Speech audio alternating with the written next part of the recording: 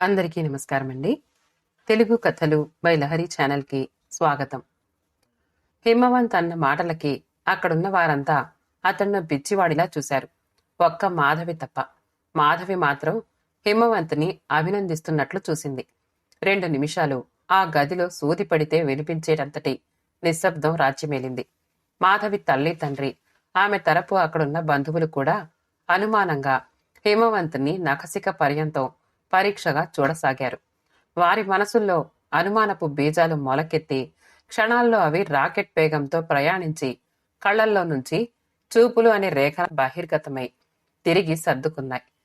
హిమవంత్ తండ్రి పరంధామయ్య మాత్రం వారందరి ముందు కొడుకును ఏమీ అనలేక అని తన చిన్నతనాన్ని బయట పెట్టుకోనూ లేక లోపలే మదనపడి మండిపడుతూ కొడుకుని కప్పని మింగే పాములా చూస్తున్నాడు. మరి మీరేమంటారు? అందరికంటే ముందు తేరుకున్న మాధవి తండ్రి రంగనాథం పరంధామయ్య వైపు సాభిప్రాయంగా చూస్తూ అడిగాడు. కొడుకిచ్చిన చిన్న షాక్ ట్రీట్మెంట్ నుండి అప్పుడే మెల్లగా కోలుకుంటున్న పరంధామయ్య రాణి నవ్వును బలవంతాన ముఖం మీదకి తెచ్చుకుంటూ, అబ్బాయి ఏదో ఆదర్శాలు వల్లించాడని మీరు దాన్ని పట్టుకుని నన్నడిగితే నేనేం సమాధానం చెప్పగలను? మీకు తెలియందేముంది? పోనీ అబ్బాయి మాట మీదే కట్నం వద్దనుకున్నా మిగతా లాంఛనాలు తప్పవు కదా. ఎంత లేదన్నా పెళ్లి ఖర్చు 1,00,000 పైనే అవుతుందా? అదీగాక మా అబ్బాయి ఎలాగూ కద్దుంటున్నాడు కాబట్టి కనీసం ఆడబిడ్డ కట్నం మిగతా లాంఛనాల కింద మరో 2 లక్షలు ఇస్తే ఒక్కగానొక్క వాడి చెల్లెలు కూడా సంతోషిస్తుంది కదా. వాడు కట్నం ఆశించకపోయినా అన్నయ్య పెళ్లికి తనకేదో ఒరుగుతుందని ఆశించిన వాడి చెల్లెల్ని నిరుత్సాహపరచడం వాడికి మాత్రం ఇష్టం ఉంటుందా చెప్పండి? అలా నిరుత్సాహపరచడం వాడికి భావ్యం కాదు కూడా. తండ్రి మాటల్ని హిమవంత్ బాహాటంగా ఖండించలేకపోయాడు. ఎందుకంటే తనకి ఇంట్లో అమ్మ చెల్లెలు ఇద్దరు ఫుల్ సపోర్ట్ ఇస్తారు. ఏ విషయంలోనైనా వాళ్లకు కూడా కట్నం తీసుకోవడం ఇష్టం లేదు. అందుకే తను అంత ఓపెన్గా అందరి ముందు కట్నం వద్దని చెప్పగలిగాడు. అలాగని వారికిచ్చే లాంఛనాలు కూడా వద్దంటే వారేమైనా ఫీల్ అవుతారేమోనని మౌనం వహించాడు. పరంధామయ్య మాత్రం హిమవంత్ మౌనాన్ని మరోలా అర్థం చేసుకుని అదే అంగీకార సూచకంగా భావించి ఇదే అదనుగా అనుకుని యుద్ధంలో నిరాయుధుడైన సైనికుడిపై శత్రు సైనికుడు ఆయుధంతో దాడి చేసినట్లు విజృంభించాడు. మీ అమ్మాయికెలాగూ మీరు బంగారం పెట్టుకుంటారు అనుకోండి, అది మన సాంప్రదాయం కూడా. మనం ఎన్ని వదులుకున్నా సాంప్రదాయాల్ని మాత్రం వదులుకోలేము కదండి. కట్నం ఎలాగూ వద్దంటున్నాం కాబట్టి ఓ 20 తులాల బంగారం పెడితే మాకు నలుగురిలో చెప్పుకోవడానికి బాగుంటుంది. అది ఎలాగూ మీ అమ్మాయికే ఉంటుంది కదా. కొన్ని క్షణాలు ఊపిరి పీల్చుకోవడానికి అన్నట్లు ఆగారు. ఆ కొద్ది క్షణాల్లో అందరి ముఖాలు ఒకసారి పరిశీలించాడు. తన మాటలు వింటున్నారో లేదోనని. అందరూ తన వైపు చూస్తూ శ్రద్ధగా వింటున్నారని నిశ్చయించుకున్నాక తిరిగి మొదలుపెట్టాడు పరంధామయ్య. అబ్బాయి మొన్న ఏదో పేపర్లో చూసి కొత్త model fiat paleo style car release చేస్తున్నారని తెలిసి వెంటనే బుక్ చేశాడు. ఎంతో కాదులేండి, ఓ 4 లక్షలు అనుకుంటాను. ఏదో వాడు సరదా పడుతున్నాడు. అయినా నా పిచ్చి గాని అల్లుడి సరదాని మీరు మాత్రం కాదంటారా? అది కట్నం వద్దన్న అల్లుడికి ఆ మాత్రం ఇవ్వలేరా అంటూ ప్రశ్నార్థకంగా రంగనాథం వైపు చూశాడు. ఆ మాటలకి హిమవంత్ తండ్రి వైపు కోపంగా చూశాడు. తను పేపర్లో అడ్వర్టైజ్ కొత్త మోడల్ కారు కొందామని బుక్ చేసిన మాట నిజమే, కానీ ఆఫీస్లో కార్ లోన్ తీసుకుని కొందామనుకున్నాడే కానీ ఇలా ఆడపిల్లవారి దగ్గర నుండి డబ్బులు లాగి కొందామని ఏనాడూ అనుకోలేదు. చచ్చా, నాన్నేంటి ఇలా మాట్లాడతాడు? క్షమించండి, ఒక్క 5 నిమిషాలు అంటూ లేచి లోపలికి వెళుతూ భార్య శకుంతలని కూడా రమ్మని పిలిచాడు. ఏం చెప్పమంటావు వాళ్ళకి? భార్యని అడిగాడు రంగనాథం. ఇంకా ఆలోచన ఎందుకండి? లక్షణంగా ఒప్పేసుకోక అబ్బాయి బాగున్నాడు, అమ్మాయికి సరైన ఈడు జోడు, దానికి తోడు బుద్ధిమంతుళ్లా కనిపిస్తున్నాడు. అందుకే అంత ధైర్యంగా అందరి ముందు కట్నం వద్దంటున్నాడు. ఇక లాంఛనాల విషయంలో వాళ్ళు ఎక్కువగా అడిగారనే కదా మీ బాధ. ఎలాగో కట్నం వద్దంటున్నారు కాబట్టి మనం ఇద్దామనుకున్న కట్నం డబ్బులు లాంఛనాలకి సరిపెడితే సరిపోతుంది. వాళ్లకి తృప్తిగా ఉంటుంది. ఏమైనా ఈ సంబంధం నాకు బాగా నచ్చిందండి. ఇక అమ్మాయిని అడిగి శకుంతల మాట పూర్తి చేసే లోపలే మాధవి లోపలికొచ్చింది. ఏమ్మా, అబ్బాయి నీకు నచ్చాడా? కూతుర్ని అడిగాడు రంగనాథం. నాన్న, మీరేమీ అనుకోకపోతే హిమవంత్తో ఒక్కసారి పర్సనల్గా మాట్లాడిన తర్వాత నాకు నచ్చాడో లేదో చెప్తాను. నీ ఇష్టం. ఇప్పుడే వాళ్ళని అడిగి అబ్బాయిని లోపలికి పంపిస్తాను అంటూ రంగనాథం, శకుంతల బయటికి వెళ్ళిపోయారు. కొద్ది క్షణాల తర్వాత హిమవంత్ లోపలికొచ్చాడు. హలో పలకరింపుగా నవ్వుతూ విష్ చేసింది. హాయ్ తను నవ్వుతూ సమాధానమిచ్చాడు హిమవంత్. కూర్చోండి. Thank you.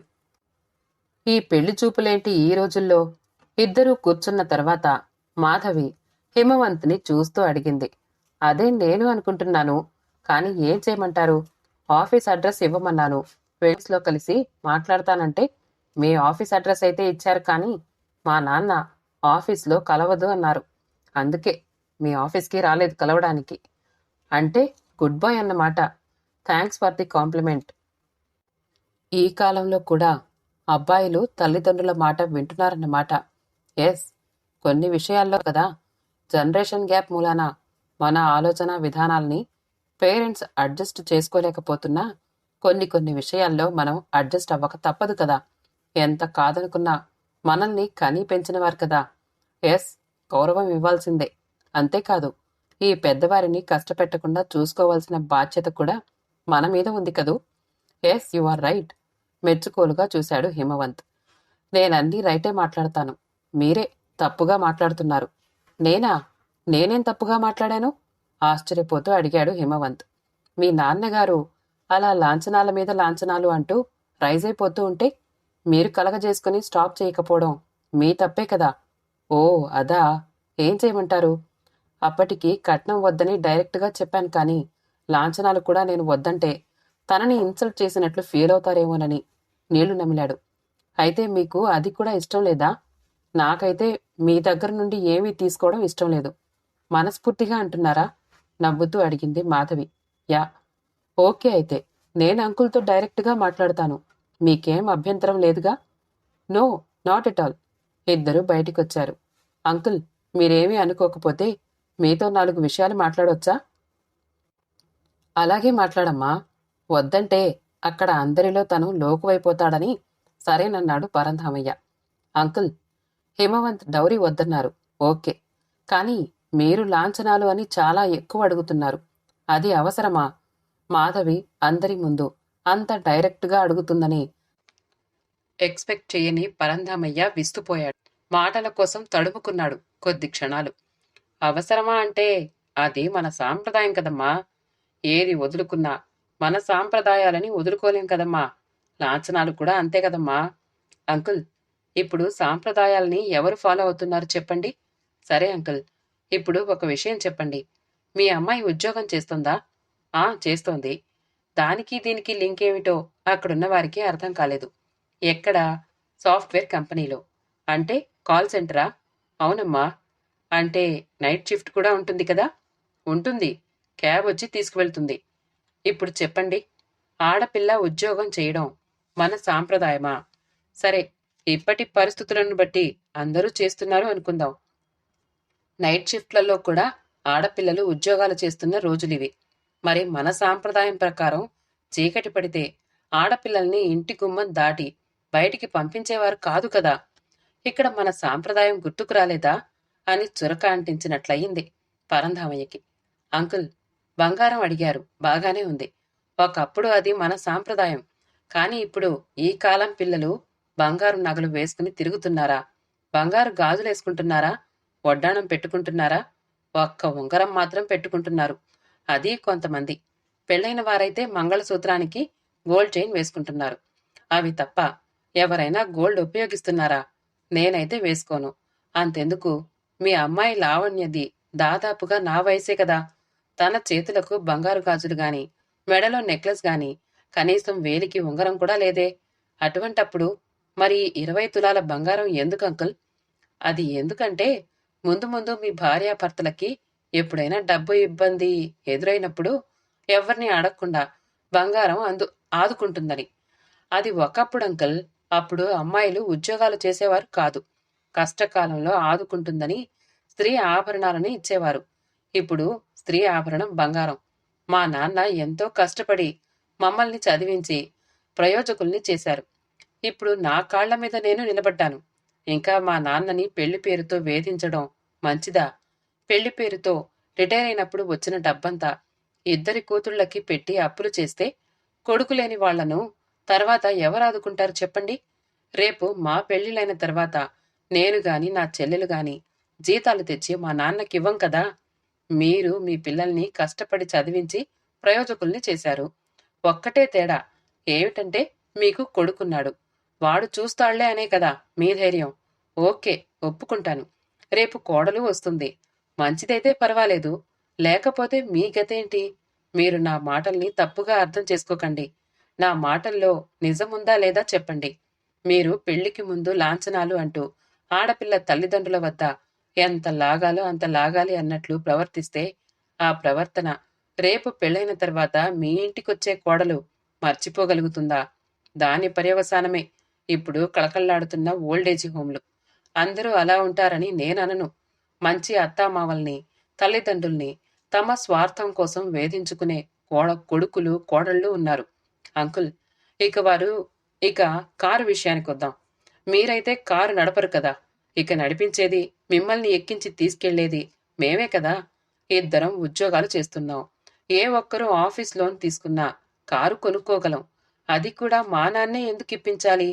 మీరు రిటైర్ అయిపోయారు కదా. అదే పరిస్థితి మా నాన్నగారిది కూడా. అటువంటప్పుడు మీరు సానుభూతితో అర్థం చేసుకుంటారు అనుకుంటాను. రేపు నేనే మీ కోడలిగా వస్తే పెళ్ళైన మరుసటి నెల నుంచి నా జీతం కూడా మీ ఇంటికే, ఐఎమ్ సారీ, మన ఇంటికే ఖర్చు పెడతాను. అంతేకాని మా నాన్నకి తెచ్చి ఇవ్వను కదా. అటువంటప్పుడు పెళ్లి చేసుకుని వెళ్ళేటప్పుడు కూడా మా నాన్నని అప్పుల్లో ముంచి బాధ పెట్టడం ఎందుకు? ఒక విధంగా చూస్తే మీరడిగిన దాంట్లో తప్పేమీ లేదు. ఎందుకంటే రేపు లావణ్య పెళ్లి చేయాలంటే మీ అల్లుడికి కూడా ఇవన్నీ పెట్టాలి కదా. అదే కదా మీ బాధ. రేపు పెళ్ళైన తర్వాత నేను మీ ఇంట్లో మనిషిని అని ఎందుకనుకోరు? నాకు ఆ బాధ్యత ఉంటుంది కదా. తప్పకుండా తీసుకుంటాను కూడా. నమ్మకముండాలి. కోడల్ని మీరు నమ్మాలి. మంచి మనసున్న కోడలు రావాలని కోరుకోవాలే గాని ఈ లాంఛనాలు, సాంప్రదాయాలు అంటూ వచ్చే కోడల్ని బాధ పెట్టడం భావ్యమా అంకుల్? ఒకవేళ కోడలు మంచిదైతే ఇవన్నీ ఆమెని కావాలని మార్చేలా చేస్తాయేమో ఆలోచించండి. మీరు మా తండ్రి లాంటివారు. మిమ్మల్ని గౌరవించడం, మర్యాదగా చూడడం నా కర్తవ్యం. రేపు మీ ఇంటికొచ్చిన తర్వాత కూడా మీరు పెద్దవారు, ఆలోచించే శక్తి ఉన్నవారు, అంతకు ముంచి అనుభవిజ్ఞులు. ఈ తరం వారిని సహృదయంతో అర్థం చేసుకుంటారని ఆశిస్తున్నాను. నేనేమైనా తప్పుగా మాట్లాడుంటే క్షమించండి. ఇక నిర్ణయం మీ మీదే ఆధారపడి ఉంది అని నమస్కారం చేసి లోపలికి వెళ్లిపోయింది మాధవి. ఆమె వెనకాలే రంగనాథం, శకుంతల వెళ్లారు లోపలికి. ఏంటమ్మా అలా మాట్లాడావు? ఇద్దరూ ఒకేసారన్నారు. మంచి సంబంధం. ఇప్పుడు వాళ్ళు ఒప్పుకుంటారా? నాన్న, వాళ్ళు ఒప్పుకుంటారో లేదో తర్వాత సంగతి కాని ముందు మీరే బాధపడిపోతున్నారు అలా మాట్లాడినందుకు. అయినా నేనేం తప్పుగా మాట్లాడలేదే. ఉన్న నిజాలు చెప్పాను. అయినా వారు ఒప్పుకున్నా బాధలేదు, ఒప్పుకోకపోయినా బాధలేదు. ఎందుకంటారా? ఒప్పుకుంటే వారు నన్ను అర్థం చేసుకుని వారి కోడలిగా స్వీకరించారని సంతోషిస్తాను. అప్పుడు వారికి నా మీద గౌరవం, నాకు వారి మీద గౌరవం ఇంకా పెరుగుతుంది.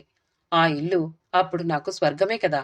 లేదా ఒప్పుకోలేదనుకోండి, అది నాకు సంతోషమే. ఎందుకంటారా?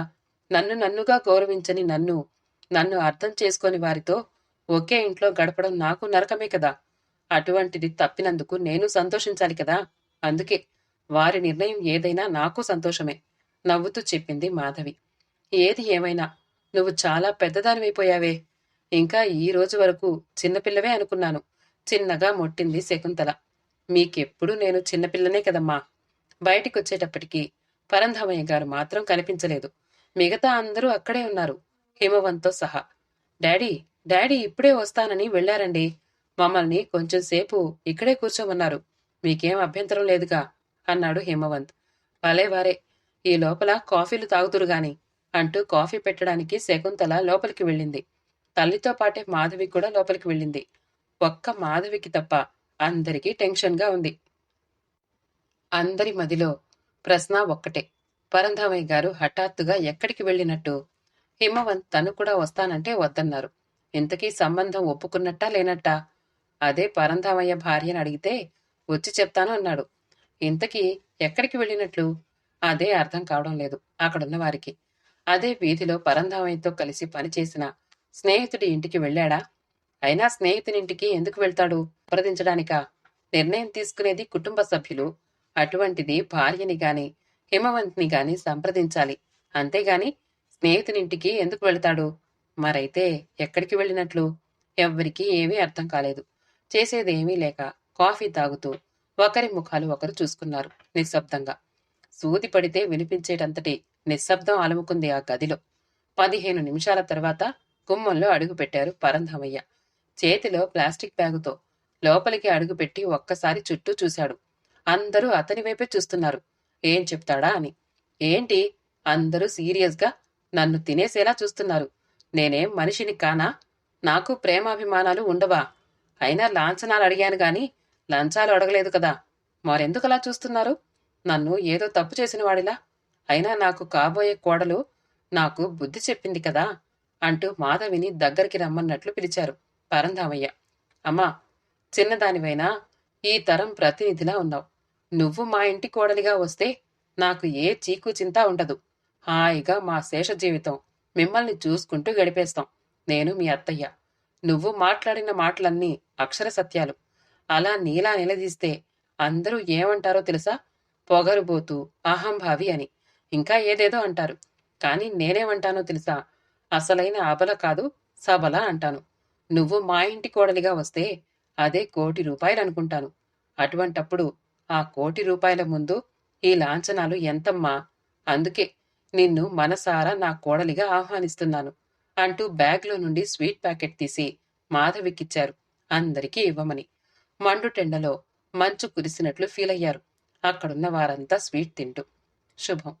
కథ సమాప్తమండి. కథ నచ్చితే లైక్ చేయండి, షేర్ చేయండి, కామెంట్ చేయండి. మా ఛానల్ తెలుగు కథలు బై లహరిని సబ్స్క్రైబ్ చేసుకోండి. ఆల్ అనే బెల్ బటన్ని నొక్కండి. మళ్ళీ కలుద్దాం ఇంకో మంచి కథతో.